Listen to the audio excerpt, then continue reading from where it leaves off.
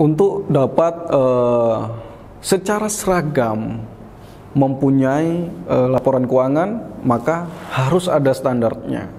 Nah, standar ini yang dinamakan dengan standar akuntansi keuangan ya. Nah, ada berapa macam sih standar akuntansi keuangan di Indonesia ini?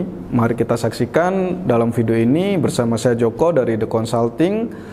Tapi jangan lupa sebelumnya klik subscribe dan tekan tombol loncengnya untuk info-info terbaru.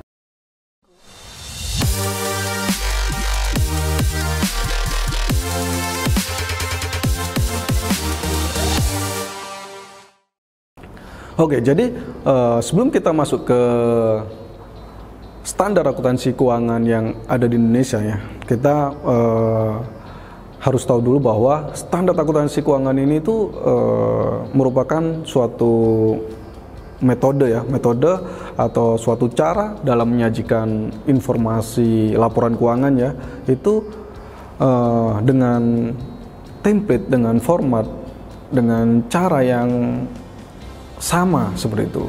Nah, oleh karena itu perlunya standar agar template-template atau laporan-laporan itu seragam seperti itu, sehingga si pengguna laporan keuangan ini juga semakin mudah dalam memahaminya karena sudah seragam itu tadi. Di Indonesia ada Ikatan Akuntan Indonesia atau IAI ya, itu yang bagian membuat aturan-aturan. Nah, kalau di luar itu ada FASB ya, Financial Accounting Standard Board, dan juga IFRS, International Financial Reporting Standard. Nah, itu mereka-mereka inilah yang membuat atau membakukan sebuah standar. Di Indonesia ada 5 standar akuntansi sekarang. Kalau dulu awalnya itu ada 4 ini lama sekali, kemudian baru-baru ini ya tahun 2018 itu muncul satu standar lagi. Nah, apa aja itu? Pertama itu ada PSAK yang IFRS, artinya PSAK ini mengadopsi IFRS bertahap sampai dengan mengadopsi full seperti itu. Jadi PSAK ini pernyataan standar akuntansi keuangan. Nah, IFRS International Financial Reporting Standard ya. Ini disusunnya itu ya mulai 2012. Kemudian ada lagi namanya adalah PSAK Syariah. Nah, PSAK Syariah ini adalah pernyataan standar akuntansi keuangan syariah. Nah, ini standar akuntansi ini hitungannya juga baru, salah satu cabang akuntansi ya.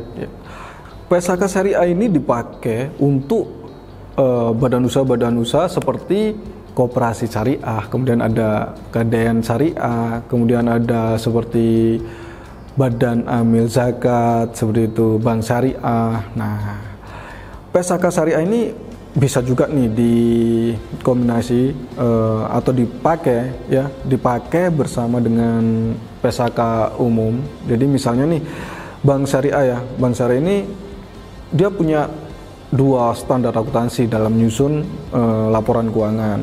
Nah, bank syariah ini kan sebagai perusahaan yang punya kewajiban untuk akuntabilitas publik, yang punya kewajiban seperti itu ya. Jadi kemudian bank ini itu transaksinya kan syariah. Maka untuk kewajiban pelaporan keuangannya, bank ini menggunakan PSAK umum, sedangkan untuk transaksinya itu menggunakan PSAK syariah seperti itu. Kemudian yang ketiga itu ada SAP. SAP adalah standar akuntansi pemerintah. Nah, ini yang membentuk itu KSAP, Komite Standar Akuntansi Pemerintah ya. Nah, tujuan untuk membuat SAP ini adalah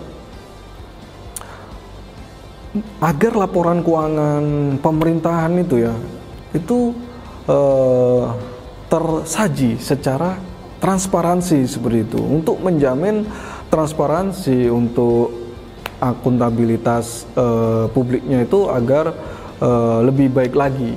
Nah, ini SHP ini ditetapkan sebagai acuan atau pedoman itu juga masuk dalam PP 24 tahun 2005 ya, itu tanggal 13 Juni 2005 tentang standar akuntansi pemerintah.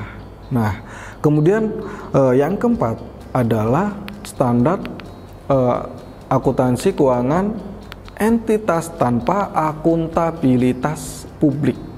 Nah, kalau disingkat namanya SAK etap. SAK etap ini merupakan SAK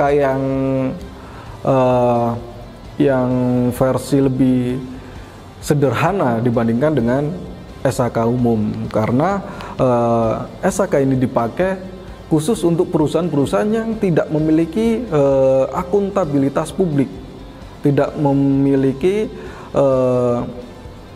kewajiban untuk menyediakan laporan keuangan bagi umum gitu, bagi pengguna eksternal atau masyarakat umum seperti itu. Nah, standar ini itu penetapannya tahun 2009 ya. Nah, mulai dipakainya tahun 2010, awal 2010.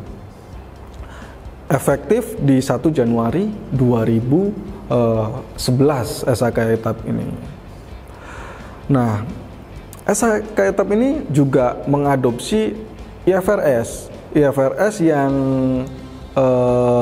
yang versi light-nya gitu. Jadi yang versi small medium enterprise gitu. Jadi usaha kecil menengah.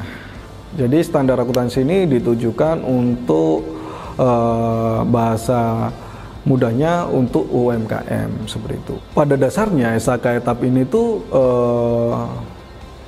lebih sederhana ya, lebih sederhana karena tidak adanya laporan laba rugi yang bersifat komprehensif, kemudian tidak adanya pengakuan liabilitas dan aset pajak tangguhan, kemudian tidak ada penilaian untuk aset tetap, aset tidak berwujud. Nah, itu properti investasi itu pakai harga perolehan, tidak memakai nilai revaluasi atau nilai wajar. Nah, perbedaannya di sana. Kemudian yang terakhir itu ada namanya itu SAK EMKM. Nah, SAK ini tuh lebih sederhana lagi dari SAK etap.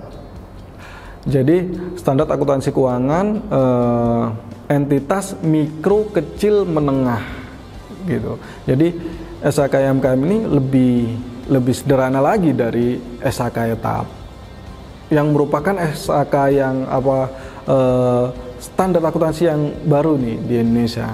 Karena dirasa SAK etap ini meskipun sudah sederhana itu masih dianggap masih terlalu kompleks gitu oleh pelaku UMKM seperti itu. Jika dibandingkan dengan SAK EMKM ya, antara SAK EMKM dan SAK etap itu perbandingannya itu ada di komponen laporan keuangan ya. Jadi di komponen laporan keuangan itu kalau SAK etap itu kan ada laba rugi, ada perubahan ekuitas, ada neraca, ada arus kas, ada CLK. Nah, kalau di SAK EMKM itu hanya ada 3, yaitu laba rugi, neraca, sama CLK seperti itu. Jadi lebih sederhana lagi agar pelaku UMKM ini punya laporan keuangan meskipun masih sederhana, yang penting seragam. Nah, harapannya itu seperti itu. Oke, sekian video pembahasan tentang standar-standar akuntansi yang ada di Indonesia. Ada 5 standar tadi ya, yaitu PSAK IFRS ya, yang disebut SAK umum, kemudian ada PSAK syariah, kemudian ada SAP standar akuntansi pemerintahan, yang keempat ada SAK etap, dan yang paling sederhana yaitu SAK EMKM. Sekian, jika video ini bermanfaat jangan lupa klik subscribe dan tekan tombol loncengnya. Saya Joko dari The Consulting.